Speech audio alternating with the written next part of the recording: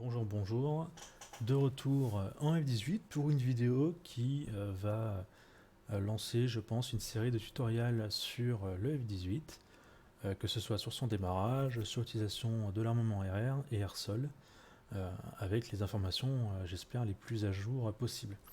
Donc aujourd'hui, une vidéo un peu plus longue que ce que ça sera normalement, à savoir qui va porter sur le démarrage d'un avion au sol. Au sol et pas sur un porte-avions, on verra la différence plus tard. Alors, tout d'abord, les différentes touches dont on va se servir ici pour à la fois démarrer l'avion, mais aussi paramétrer notamment le viseur casque et autres. Donc, on va avoir besoin tout d'abord des commandes qui permettent d'allumer les moteurs. Donc, le moteur droit ici, off ralenti. Même chose pour le moteur gauche, ici avec off ralenti. Vous allez avoir besoin du bouton bloquer et libérer, notamment lorsqu'on va faire l'alignement du viseur casque. Voilà.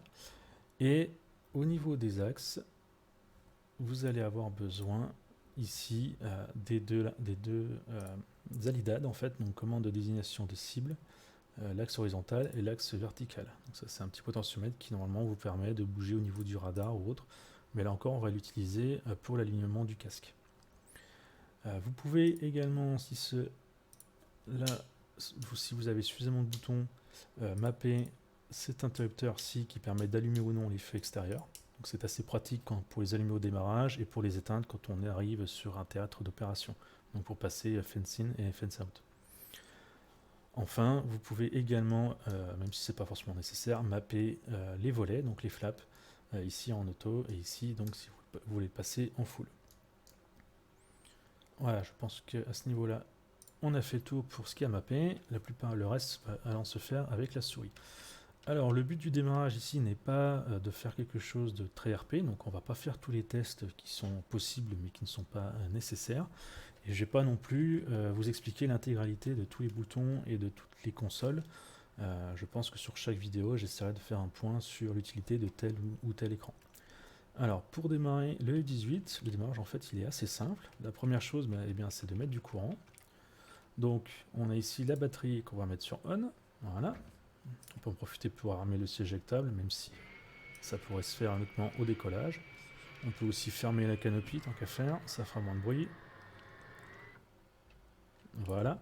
Donc une fois que vous avez la batterie, vous avez de l'électricité, mais pas suffisamment pour lancer les moteurs. Donc pour ça, il faut l'APU que vous avez ici sur votre gauche, que l'on doit passer à on. Donc l'APU va démarrer, et une fois qu'elle sera démarrée, on va avoir le petit bouton vert ici qui va s'allumer. Donc on va tranquillement attendre que ça soit sur ready. Voilà. Une fois que c'est sur ready, ça veut dire qu'on peut commencer à démarrer les moteurs. Donc sur le 18, pour démarrer les moteurs, il faut d'abord faire un crank qui va donc lancer en fait un peu la machine. Point très important, on démarre toujours le moteur droit en premier, sinon l'alignement ne pourra pas se faire correctement. Donc hop, on crank le moteur à droite. On regarde ici, on voit qu'on a l'RPM des moteurs. Hop, je vais zoomer un peu. Qui monte. Donc on va attendre d'être au moins à 25, 28 RPM. Donc voilà, ce qui nous permet maintenant de passer le moteur droit de off à ralenti, donc avec ce qu'on avait mappé tout à l'heure. Donc là, on a le moteur droit qui est en train de démarrer tranquillement. On va attendre ici que l'interrupteur revienne en position neutre. Voilà. Et là maintenant, on peut démarrer le moteur gauche de la même manière. On crank à gauche. Et on attend que les RPM augmentent entre 25 et 30.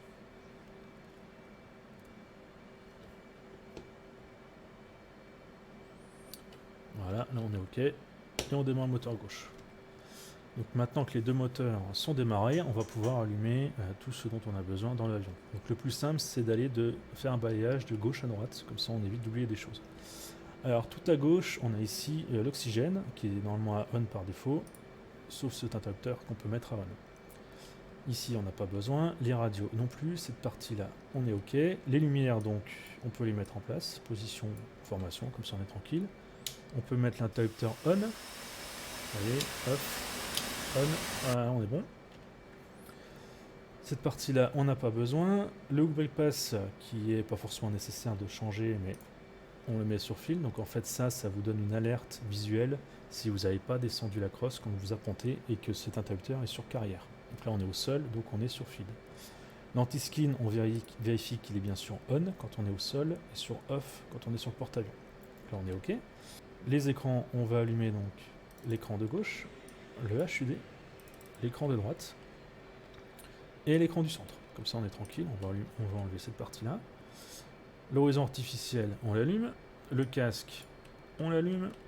On passe ici, on a donc ce bloc-là qui sert, par exemple, si vous avez du givre ou autre en vol, donc là, on n'en a pas besoin. Ce bloc-ci qui sert aux lumières à l'intérieur de l'avion, on n'en a pas besoin. Et donc ce dernier bloc qui va vous servir. Ici, si vous avez un pod, il faudra le mettre sur on. Ça, c'est le laser, donc au sol, on n'en a pas besoin. Le radar, on le met sur opérationnel. À savoir que comme on est au sol, le radar de toute façon est sur stand-by, il n'y a pas d'autres radars qui sont émis quand on est au sol. Et l'alignement, on va donc le lancer. Donc là, on serait sur un porte-avions, on mettrait sur CV. Là, on est au sol, on met sur ground. Et on va déclencher l'alignement rapide sur l'écran du centre. On voit ici, on a STD HDG qui est présent. On va le boxer, ce qui va lancer un alignement rapide. Donc là, l'alignement va se faire tranquillement. Pendant ce temps, on continue de notre parcours. On revient, donc on était là à l'arrière, on a fini. On revient au centre. On a le WR qu'on peut allumer, le jammer qu'on peut mettre sur standby et les contre-mesures qu'on peut mettre sur on. Comme ça déclenchera un programme et non juste une contre-mesure en fonction si on le met sur bypass. Ça, c'est à vous de voir. Je pense que je ferai une vidéo complète sur les différentes contre-mesures et comment modifier le programme sans le refaire à chaque fois dans l'avion. Donc maintenant qu'on est tout bon, on a même l'APU qui s'est coupée, si vous avez peut-être entendu tout à l'heure, lorsque les deux moteurs sont allumés, en fait, l'APU se met sur off tout seul. Donc ça, c'est pas mal. Donc en attendant que l'alignement se fait, on peut commencer à paramétrer un peu l'avion pour être tranquille. Donc tout d'abord, pour les concernant contre-mesures, on peut les activer en le mettant en passant de standby à man 1. Donc c'est le programme 1 qui se déclenchera quand j'utiliserai mes contre-mesures. On peut mettre le répétiteur du HUD sur l'écran. Donc là, vous voyez, si je l'enlève, on n'a rien. Si je le mets en place, hop, on voit le E3, donc la wax qui se trimballe, qu'il y a ici, qu'on peut récupérer là. Vu que le RW1 est très peu visible dans le 18 et qu'on ne peut pas forcément mettre l'écran, vu qu'on a d'autres choses à mettre sur les écrans, ça peut être pratique de l'avoir ici. Concernant le casque, hop, on peut faire deux choses intéressantes. Premièrement, on peut augmenter le range, donc la visibilité en fait que vous avez dans le casque vis-à-vis des informations data link. Donc là c'était sur 35, ça veut dire que je peux voir dans mon casque tout ce qui se trouve à 35 nautiques et qui est visible sur mon data link. Là maintenant je verrai tout ce qui est à 100 nautiques. Donc si la WAX voit à 90 nautiques une cible, je pourrais en tournant la tête le voir dans mon casque. Et enfin, pour le casque, c'est pas mal de l'aligner, parce que sinon, en fait, quand vous allez viser, par exemple ici, si je vise un avion, eh bien, il est possible que qu'en réalité, il faille que je regarde par là pour que le 18 lock cette cible-là. Donc c'est pas très pratique en combat, surtout en combat rapproché. Donc on va aligner le casque. Donc pour ça, hop, pardon, on boxe sur aligne. On a deux croix qui apparaissent, une qui est liée à notre casque, une qui est sur le HUD. Donc on va essayer de les aligner le mieux possible. Alors c'est plus facile quand on a un track gear ou un casque VR. Et c'est là qu'on appuie sur le bouton Cage on Catch. Donc je vous le remets, quand on va dans modifier commande, on va appuyer sur ce bouton bloquer, libérer, ou Cage on Catch si vous avez en anglais. Et on reste appuyé tant que la ligne ici ne passe pas OK. Voilà, donc là on est bon. Donc la symbolique a changé, on a deux croix, une ici, une ici. Donc celle-ci en fait, ça sera le DXDY, donc c'est-à-dire qu'on aligne en X en Y, et ici en fait on l'aligne en Rolls. Donc pour faire cet alignement, vous voyez, hop, avec la LIDAD, donc pareil, je vous remets vite fait la commande, dans les axes, vous avez ici, voilà, la LIDAD, donc la manette des gaz, commande de destination de cible, les deux axes. Donc je vais venir, voilà, bouger au mieux ma croix pour l'aligner avec la croix du haut, donc c'est celle-ci que j'essaie d'aligner, je laisse d'en dessous, je la regarde pas. Dès qu'on est OK, hop, on appuie sur Cage on Cage, donc bloquer, libérer. On passe en roll, donc là vous voyez, hop, avec la LIDAD, je peux venir pareil, bien m'aligner, et je refais pareil. Donc là on revient sur celle-là, c'est qu'on a fini, et hop, on déboxe sa ligne, et voilà, tout simplement notre casque est aligné. Alors ensuite, ce qu'on n'a pas encore fait à ce niveau-là, on peut allumer l'IFF, ça évitera les team kills. On peut également allumer le data link. Alors petite nouveauté par rapport à l'état lorsque le 18 est sorti, on a 2 data links. Le premier en fait c'est le porte-avions, qui est utile par exemple si vous faites un appontage automatique de nuit. Le deuxième c'est le data link de votre AVAX, donc c'est celui-là qui est important pour avoir une page SA, sinon vous n'aurez rien du tout à l'affichage. Voilà, et pendant qu'on a fait tout ça, ici on voit que l'alignement est fini, on a notre petit OK. Donc vu que l'alignement est fini, on va passer de grand node CV à IFA. Alors la différence entre nav et IFA, en fait en IFA vous allez avoir un repositionnement automatique de votre alignement via GPS. Donc ça vous évitera d'avoir une dérive de l'alignement, ce que vous pouvez avoir avec nav. Donc sur IFA c'est mieux, tout simplement. Alors ensuite, là c'est pas mal de regarder notre tableau d'erreur, on voit qu'on a une erreur FCS. Alors en fait, quand on démarre son avion, il y a un certain nombre de choses qui ne sont pas fonctionnelles puisque ce ne sont pas démarrées. Donc on a un certain nombre d'erreurs qui s'affichent ici. Lorsque l'avion est fini de démarrer, il faut effacer ces erreurs pour être sûr que tout est OK. Donc on a ici FCS, on a un bouton Reset. Donc on clique dessus. On voit qu'il n'y a plus d'erreurs sur l'écran et on voit qu'on n'a plus d'erreurs ici non plus. Donc c'est qu'on est OK. Au passage, on peut ajouter un bingo ici. Donc à vous de voir combien vous voulez. Personnellement, je le mets à 4000 et ensuite je le redescends à 2000. À 4000, je commence à me dire qu'il va falloir rentrer, et à 2000 qu'il faut absolument rentrer. Donc ici, vous avez la quantité de carburant actuellement. Et ici, vous pouvez également appuyer sur ce bouton. Ça va vous... Ici, vous avez l'heure qu'il est sur le serveur. Et là, ça va vous donner le temps depuis que vous avez appuyé sur ce bouton. Donc là, voilà, ça va faire 10 secondes que j'ai démarré l'avion. Ça peut être également pratique d'avoir ces infos. Donc arrivé à cette étape, vous êtes presque OK. Presque OK pourquoi? Parce que si on regarde notre checklist, ici on voit qu'on est à 2 degrés en fait au niveau du trim. Or, si vous décollez avec ça, vous allez avoir beaucoup de mal, surtout si vous êtes chargé. Donc sur le 18, il y a une dernière étape, il faut mettre le trim de take-off. Donc vous avez ici le trim, le take-off, trim. Il vous suffit d'appuyer sur ce bouton. Et on voit qu'on est passé à 12 degrés. Donc là, on est très bien pour démarrer, décoller sur Terre. Donc à ce niveau-là, eh ben, il n'y a plus rien à faire. On peut enlever le frein de parc et puis commencer à rouler pour décoller ensuite tranquillement. Si vous le souhaitez, dernière petite étape, vous pouvez également préprogrammer, on va dire, le jettison pour le carburant. Donc ici, vous avez le bloc de jettison, le centre, et ensuite c'est au plus proche du centre et au plus loin. Donc par exemple, si on a un bidon central, on peut le boxer ici et faire ça là. Donc évidemment, ça c'est pas du tout RP, ça se fait pas au décollage parce qu'on pourrait sûrement les jettisonner de manière involontaire en décollant. Mais pour DCS, c'est bien plus facile, ça évite de l'oublier et de pouvoir par exemple, le jettison quand vous êtes au combat. Autre point, donc là on est bon pour décoller, mais on peut également faire d'autres programmations assez rapides. Alors, tout d'abord, on peut, si on le souhaite, paramétrer notre radar RR. Alors pour ça, on va passer en mode RR. Donc ça, c'est une commande que je vous avais pas montré.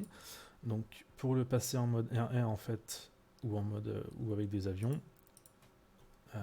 hop, vous avez ici par exemple, on va passer sur le Fox 3, donc la section AMRAAM que vous pouvez mapper. Alors vous pouvez en profiter pour mapper le Fox 2 et le canon. Bon, le Sparrow, le Fox 1 est quand même très peu utilisé en 18, donc c'est pas forcément nécessaire de le faire. Donc là en fait, on a notre écran radar. Alors je ferai une vidéo sur l'écran radar, mais il y a différentes choses qu'on peut déjà modifier parce qu'on peut enregistrer en fait un profil par type d'armement, notamment au niveau du Fox 3.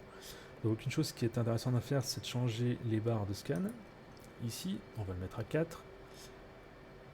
Vous pouvez changer ici le type de scan. Donc vous avez le choix entre medium, height ou un mix en fait. Donc le mieux, c'est de mettre sur height. On va changer l'azimut de scan. Donc là, il scanne sur 140 degrés. En fait, c'est beaucoup trop long.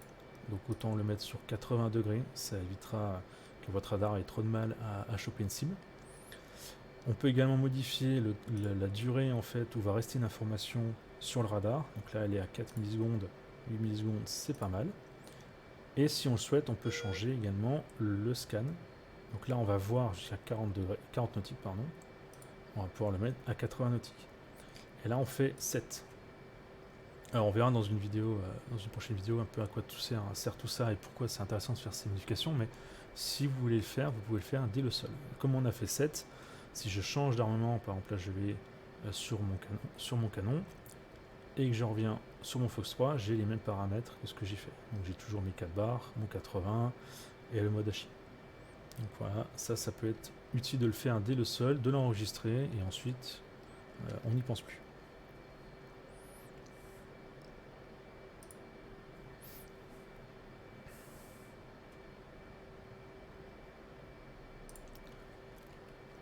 Enfin, un dernier point pour rester toujours dans le paramétrage en RR. Vous allez entendre ou vous allez voir des vidéos où on parle du bullseye. Donc le bullseye en fait c'est juste un waypoint, un point particulier sur la map qui va être commun pour tout le monde. Alors sur le 18 on peut très facilement le mettre sans savoir un peu de quoi ça parle. On va ici aller dans data. Et en fait, il suffit de sélectionner le waypoint qui vous servira de bullseye. Alors ça, c'est une chose que se dit en briefing, hein. Mais imaginons que c'est mon waypoint 0, donc là où je suis actuellement. Et on va venir boxer, ce point-là. Donc on a AA waypoint. Donc en fait, ça veut dire que c'est le waypoint pour le RR. Donc en fait, c'est le waypoint utilisé pour le bullseye. Et en fait, vous verrez que les informations de bullseye apparaîtront sur votre radar ou sur votre page SA. Donc là, il suffit simplement de le boxer et on revient ici. Hop, donc maintenant qu'on a programmé notre écran, on peut repasser sur la checklist. Voilà, ça peut être pratique de mettre le HUD ici au cas où celui-là tomberait en panne, mais ça n'arrive pas vraiment dans DCS. Et on peut commencer donc à rouler sur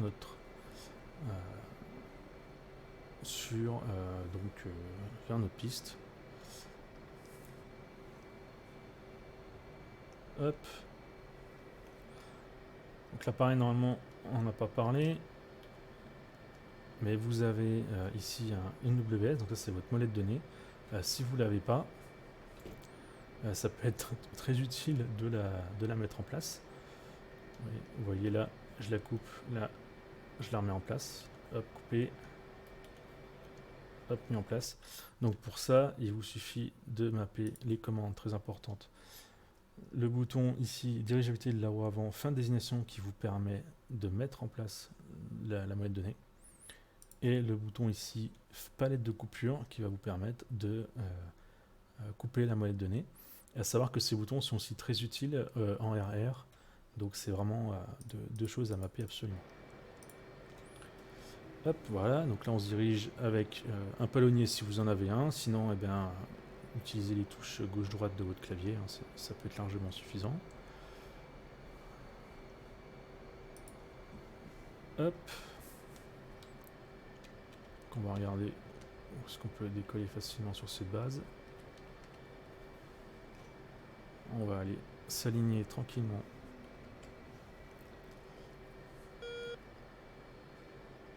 sur la piste.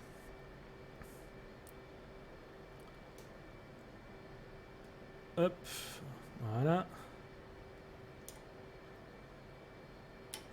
On met les freins, donc on vérifie qu'on est tout bon sur notre checklist, les contrôles ok, les wings, donc les ailes sont ok, donc on serait sur porte-avions en fait, hein, elles seraient repliées, donc là on est bon.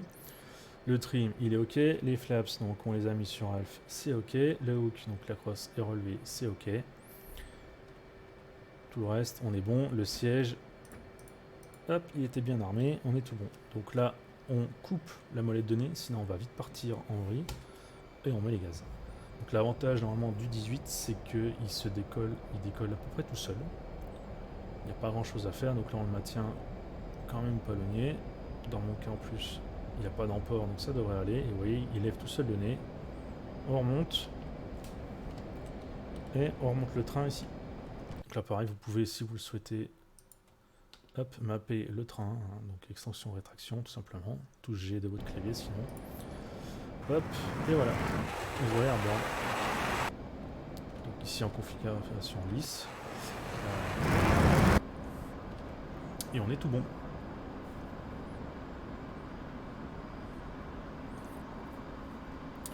Voilà, j'espère que pour cette première vidéo au niveau du call start et du décollage vous aura plu.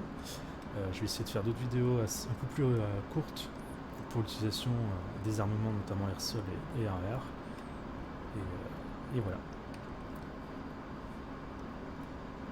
Salut tout le monde et portez-vous bien.